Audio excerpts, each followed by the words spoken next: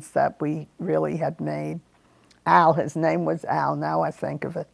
Al Garber, I even think of it better. So that was that fun. Oh, let's see. I'm trying to think of the fun things we used to do. We always had Halloween parties. Do you remember? And they'd come down to our house. I had apples bobbing, and I had little cats around and witches and whatnot. Invited the children of the building into the house, and we had that kind of fun. Richard was a thing in and of itself. Richard loved to box.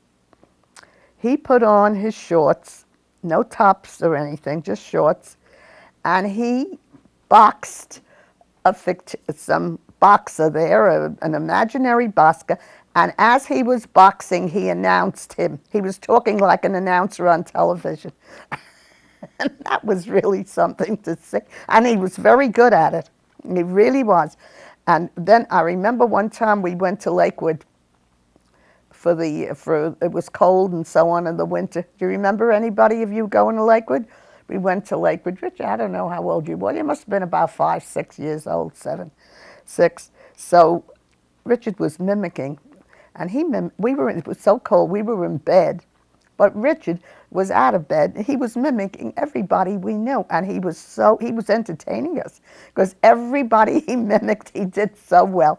Then when we get to Tucson, he becomes friends with a lot of Latino boys, and he faked his Spanish, and you really thought he was speaking Spanish. He did a better job than Sid Caesar did with his German, I tell you. So that was really, those are the wonderful points about Richard that I can remember. Really funny. Richard also was very popular as a child when the doorbell would ring, and he would be much younger than the kids that were asking for him. And this was over at 1901 Ocean Parkway. They were calling for Richard to come out and play ball with them because he was really very good at it. I don't know which one of you or somebody said a dirty word and during the game. I don't know whether it was you or he, you'd be in that game too. And somebody was so alarmed that you said, "Doctor's son, to say such a terrible word, how can you do that?" So that was that. The butcher around the corner, he was a thing in himself. One day somebody had a child, and he said to me, "Mrs. Koenig, when are you going to have another child?" So I said, "I never even think about those things." He says, "How could you? The doctor's out making calls at night. He has no time to make children." So I remember that particular quote quite well. Look how these things are all coming back. Okay, now let me think a little bit more. You want me to sing my little song from yeah, yeah, all right. When I was about 9 years old, I was in this little play. I could see my mother sitting in the assembly there with my brother on her knee. And, you know, he was about 2, and they're so proud because I'm up there, you know, the big star, you know. So the way it was arranged, there was like a little schoolroom with the children sitting. Each one of them had a pencil. And then I got up and I sang, "Put down 1 and carry 2." And they did tap, tap, tap, tap, tap, tap. My, but that is hard to do. Tap, tap, tap, tap, tap, tap. I can think and think and think till my brain is numb.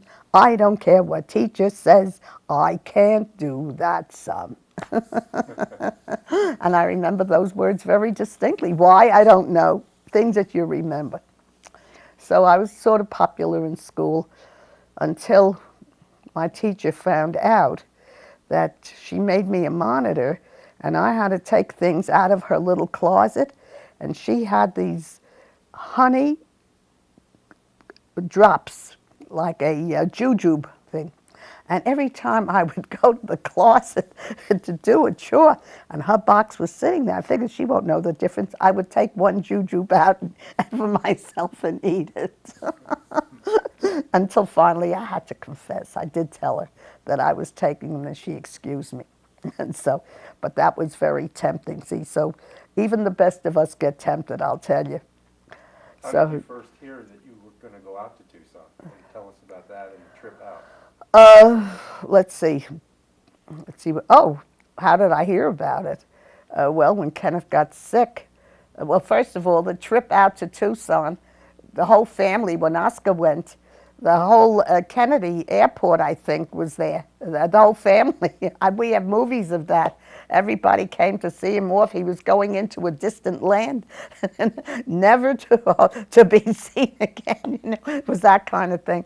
And you know, with the Indians, he's going to come up with the Indians and all this kind of thing. Because New York people are really very maybe now more sophisticated, but years ago, New York people were very insular because, I mean, the rest of the country was like they were all hicks.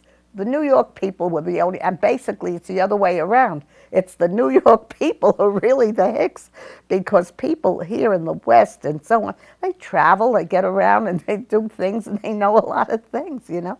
So that's how we heard it. So then when he came back from thing, and then when Kenneth didn't feel so well, so he decided that he wanted, so he wrote away to the Veterans Administration. And if you're for a federal installation, you don't have to take another exam once you have a license. So he didn't have to do that, and he decided we'd move. So we did, and we got in, he made all the arrangements for moving and so on, and then we had this German refugee doctor who was looking for an office, and we sold him the equipment, and of course many of the patients remained with him, and I think we got something like $800 for the equipment. That was the whole big deal, and he inherited a practice, and he did pretty well. Richard says there was a big party before we left. Oh yeah, they made a party for us. Look how Richard remembers everything. He's got a good head on him. We made a party in a hotel, yeah. And I remember Henry made a speech, and then they sang the song, "When you're in Arizona, we'll da da da." You know that song? Mm-hmm. Yeah. Who sang that? Huh? I know Henry, I think, sang that. And Michelle. I was going to say, I think it was Michelle who sang that song. Who's Michelle? Michelle is your cousin, Richard's cousin and Kenneth's cousin. Michelle is Dr. Michelle Flicker. And her last name now is Habelitz, Habelitz. Habelitz. Have you, Richard, have you met Habelitz, her husband? Yes, I have. Is he a nice man? He is. He's a very nice man? Yes, very nice. But I don't think, I have heard nothing, but I think Michelle, okay. Michelle did very well. She married very nicely. What can I say? So let's see, what else can I think Tell of? us about the actual trip out to Tucson. Well, we went by car, and on the way, we packed a typewriter, I think, in the back of the car, and there wasn't very much room to sit around. Richard was the navigator, I believe. No, Kenneth. Kenneth was the navigator. Richard sat in the back with me. And then all of a sudden, Oscar developed something with the shoulder, and somebody had given him I think it was, what's it called, a Triple Crown, a scotch, a bottle of it, and he put it down, and he had to keep his elbow. That's the way we drove all the way. We stopped, well, we went through Baltimore, and we got to the corner of wherever this policeman was standing, and Oscar opened his mouth to ask him how to get to Washington, but this fellow knew just what he was going to ask him. So before Oscar said anything, he said, "You take 2 blocks down and turn to the left," you know. But it was funny. He anticipated the question. Okay. We got to Washington, D.C., and then I guess we were taking the southern route to get to Arizona. And the ride was interesting, many things, but we get out of Washington, D.C., and we're traveling and traveling and traveling, and we go about 32, the circles in Washington, D.C. are terrible. I mean, you really can get lost. So we travel and travel, and all of a sudden I say, "Gee, I didn't know there was another Washington Monument." We had come back into Washington, D.C. traveling 32 unnecessary miles. Do you remember that? Yes. Okay. So then, all right, then we went on with the trip and we stopped at here, there, and a few places and whatnot. But we got to Texarkana. I remember this so distinctly. And we stopped at this restaurant, and it's in the middle of the nowhere in the world. It says Fanny's Kosher Delicatessen. And we go into this restaurant, and there are these four women sitting in the back of the restaurant, and three of them are getting up to leave. And the fourth one says, "Where you all going? Sitz da Weile." And that was Fanny. She had that southern accent, and I remember that very distinctly for some reason, my trip. Then, I don't remember. Did we go to a movie or something in Texarkana? Midland, Texas. Midland, Texas. And we went to Midland. Is the one place. I think it's the richest city in Texas. And there's a bank on every corner in Midland, and I think there still is. Possibly Bush, I think, lived in Midland at one time. So, so we went to the movies, and the trip wasn't too bad. We stopped and did what we had to do, and finally, we got someplace in Texas, and he decided to travel right through to Tucson. So it was 600 miles. We didn't stop at all during that, but during the trip, he hit something. It was at night.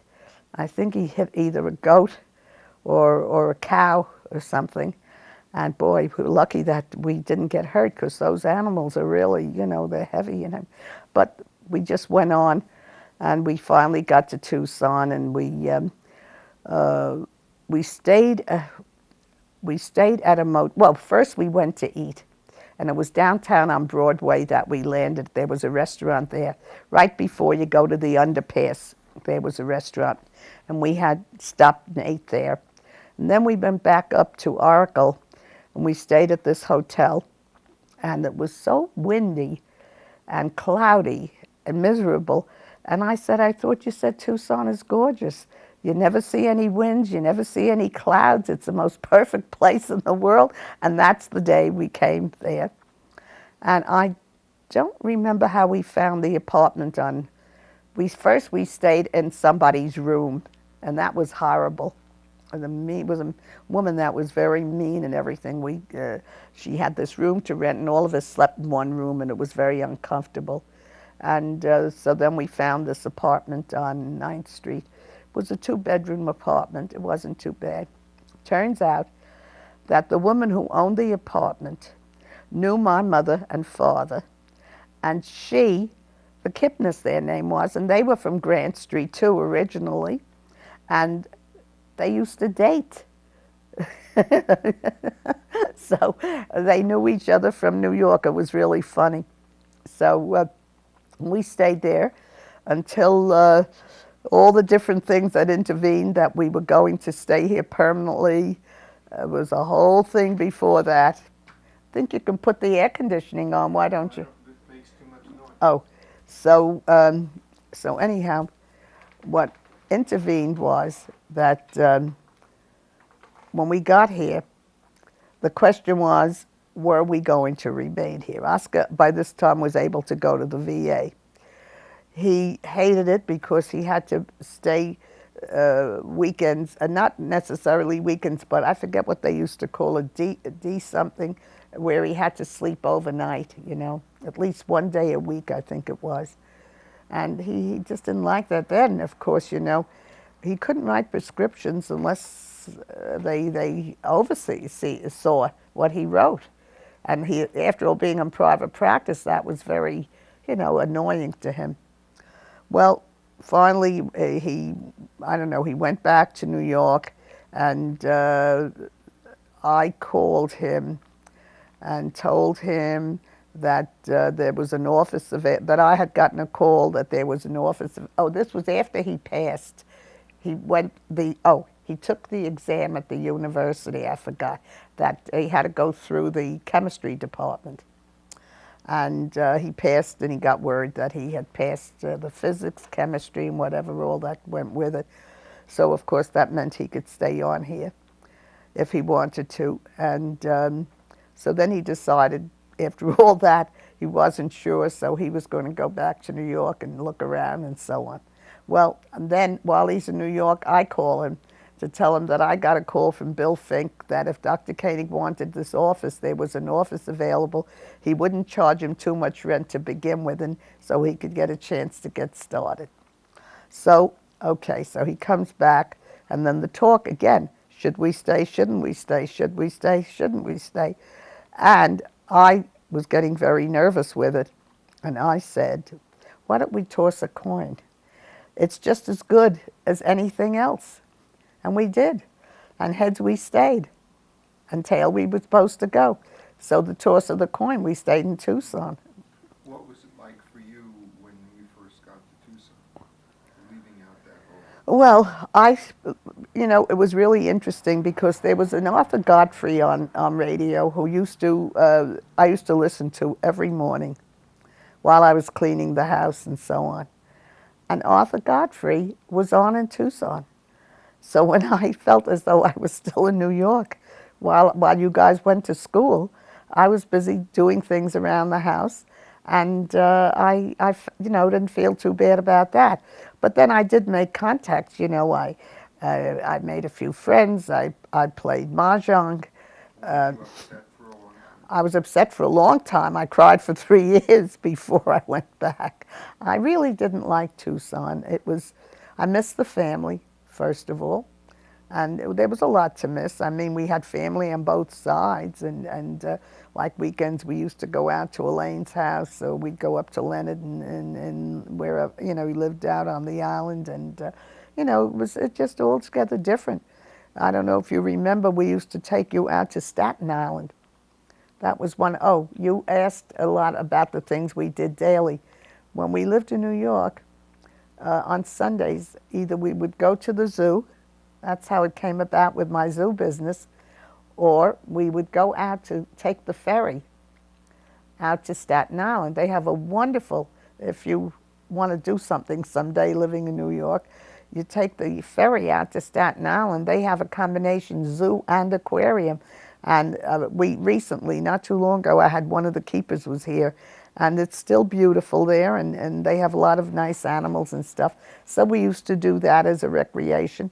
We used to go to the Bronx Zoo to see with Eddie Finfa, who was a friend of Dad's, all of that when we lived in New York. And, a lot of things like that. And so it took a little while to get used to Tucson.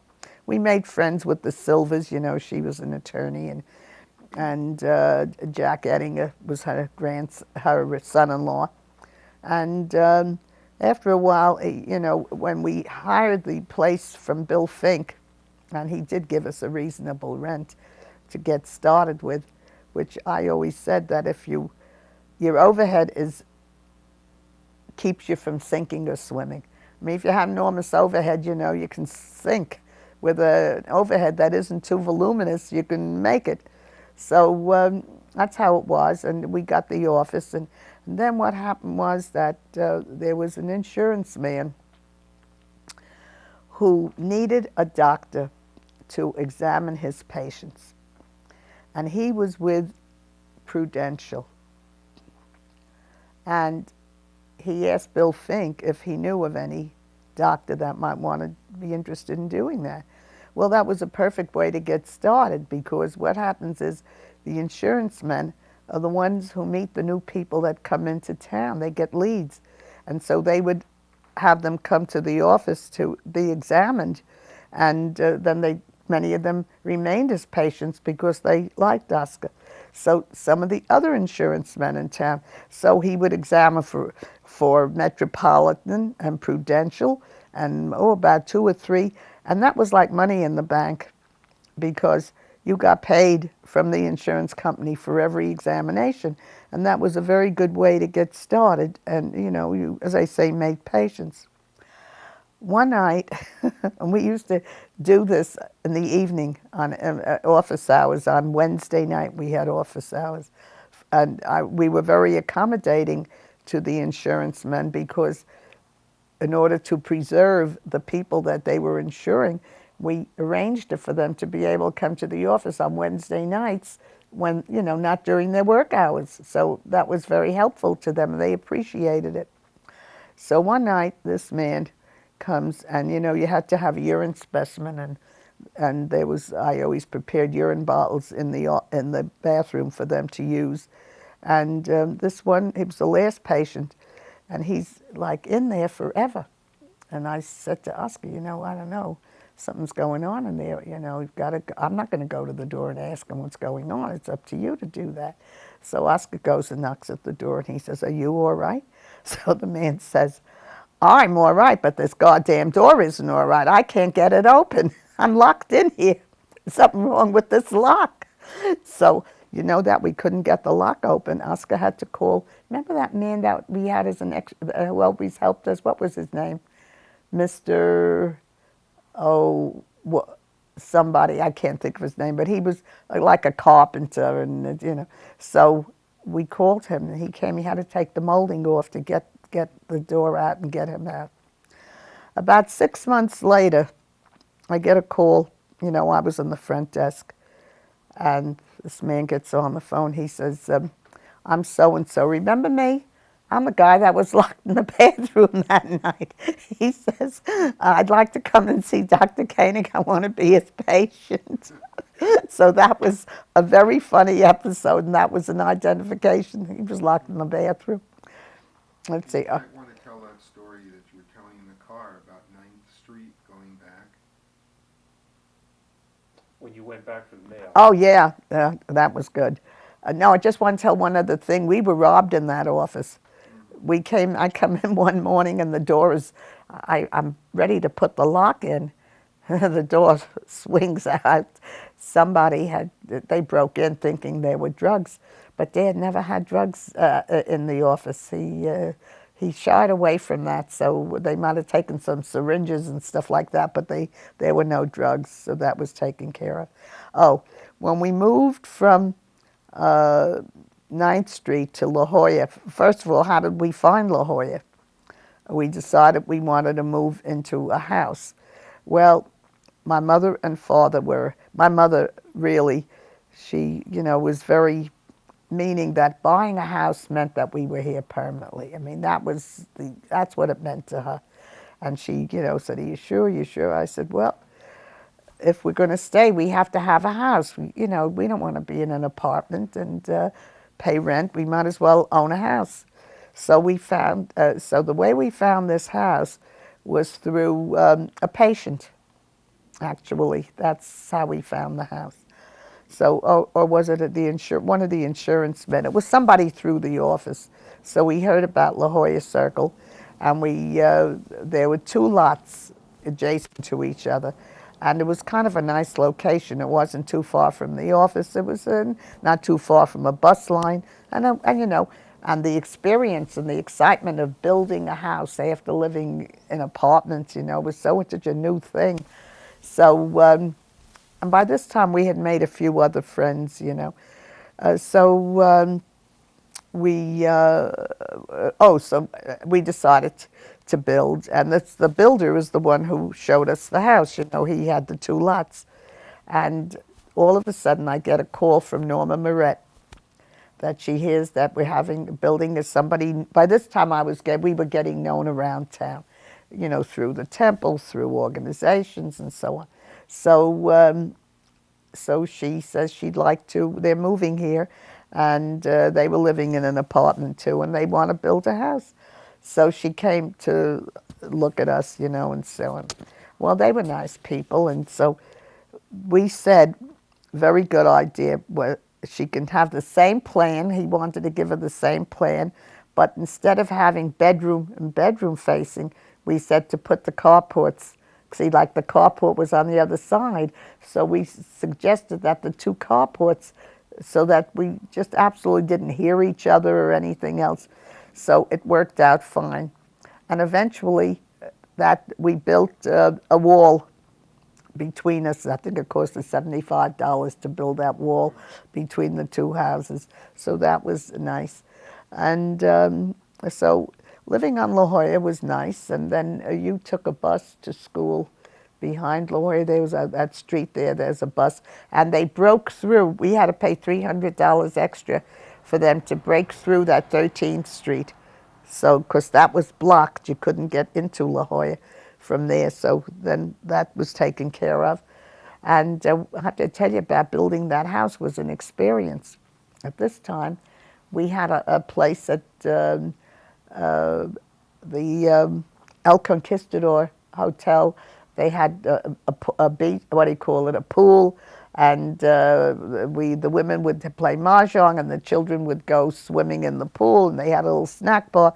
So it cost $62 to join for the summer. So we joined it, and during that interval, the house was being built. So I would run up from the pool to see what they were doing and how they were building the house, and made sure that the wood was good, and every time they put a beam in that had a knot in it that didn't look right, I'd ask them to remove it. They weren't happy about that, but I did it anyhow. I'd bring them a little beer, make them feel happy, you know, that kind of thing. So I guess I was watching, but not good enough. One day I come up and I'm looking around. I said, my God, look at what you did. The guy says, what happened? I said, this window belongs in the bedroom, and you put half of it in the closet and half in the bedroom. And that was your room, that corner room. So we had to break the wall and rebuild that particular thing of it. So that was it. And I think you enjoyed living in that house. You had each one your own room. Richard had the middle room, you had the corner room, and then we had the bedroom. And it was a nice house. And the name of the man that helped us was Mr. Watson. Remember Mr. Watson? Mm-hmm. And he you know, there's a cute little story about Mr. Watson. We used to talk Yiddish when we didn't want him to understand. We didn't know that he had worked for Jewish people in the South. He understood every single word that we were saying. So one day, I come in and catch him drinking. I had the wine bottles on top of the kitchen closet there, and or whatever I had up there, and all of a sudden catch him drinking for those bottles, you know. He was doing some kind of repair work around the house. And so I said in Jewish to Dad, and he didn't understand Jewish very well, unfortunately. I said, we'll have to change the place that we keep the thing. He says to me, you don't have to change the place. He says, I'm not going to do this anymore. So that's how I found out that he understood Yiddish, you know. But he was a wonderful handyman. He built that closet in the bedroom that we have now where all the books are. He built that one for us, and he was very nice. So now speaking of Yiddish, tell the other story. All right, the other story. So while we're up on La Jolla, so I wasn't sure that I was getting all my mail, even though I had left a note to the postman to forward the mail. So I go down to 9th Street and I knock at the door. I knew that people had moved in there. I knock at the door, and this woman comes to the door. And I was wearing a white, like a top with below the shoulders with a little string here. Peasant type, that's the word, a peasant type blouse, and a black skirt. And my hair was dark, you know, and I think I was a little sunburned. And this woman says in Yiddish to her husband, come here, come here, come here, stay du a Mexicana. So then I answer her, I said, ich bin nicht a Mexicana. Ich bin a Jiddische Mädel. So she says, oh, you know, and she says, weinst du a lange time? Do you live here a long time? And I said, no, ich bin neu. Efter kennt ihr meinen Sinn? And maybe you know my son. I said, no, I don't live here that long, so I don't think I would know your son. I said, who is your son? She says, Red Buttons. So I was really startled. I mean, how could, you know, that happen? It was just, you know, and here she is talking very, very Jewish kind of woman, you know, and plain and everything. Here's Red Buttons, that's his family. So she said that they invited me in for tea and the whole business, so that took care of that. And of course, that made the rounds. Oh, I could tell. A trip to Las Vegas when we first moved out. You're, Tucson. Do you remember that trip? well, I know we went to Kingman, and I remember that, and I think we went to Grand Canyon, didn't we? Mm-hmm. Yeah, I remember that. Yeah, we went to Right, yeah. Grand Canyon, and then we went to what happened in. Creek Canyon or? Yeah, yeah, we went all through that. I That think was we stayed at the Flamingo Hotel yeah, in Las right. We Vegas. stayed at the That's Flamingo. Bugsy Bugsy Siegel's place. Siegel, yeah, Bugsy Siegel's place. You spent a lot of time around the pool. I played the nickel machines, and Did was Dad gamble? well, he had the relatives there. His cousin, his first cousin. He stayed. Yeah, Lou King was his name, He was a and musician. he was a violinist. And Lou King, at that time, Las Vegas was starting to change. The rap music was coming in and the jazz music, and violins weren't very popular with a lot of the horns and drums and banjos and things like that. So, but there were certain artists, Lou King told us this, like Jerry Lewis and Dean Martin. They wanted violins behind them when they sang in those days. And so he knew all the musicians in the country, the violinists and so on, and the union and whatnot. So he would bring them in. So we went to Las Vegas many times after that, but Las Vegas was very inexpensive. I have to tell you a time my mother and father came out and my in-laws came. They came at the same time. I'm telling you, that was really a circus. And we take movies of them, and tell them to walk. So if you look at movies, no, we tell them to move. These are moving pictures, not stationary pictures. They would walk towards us. So every picture you ever see them in the movie, they're walking towards it. And that's really I think it's very funny. Then, of course, I can tell you about times that we went to the Catskill Mountains, and there you can see us in that one thing was Lakeside Inn. It was near the famous place, the Concord. And that's where the first time I got to know the comedian, Sid. no, wait a minute, Jewish comedian.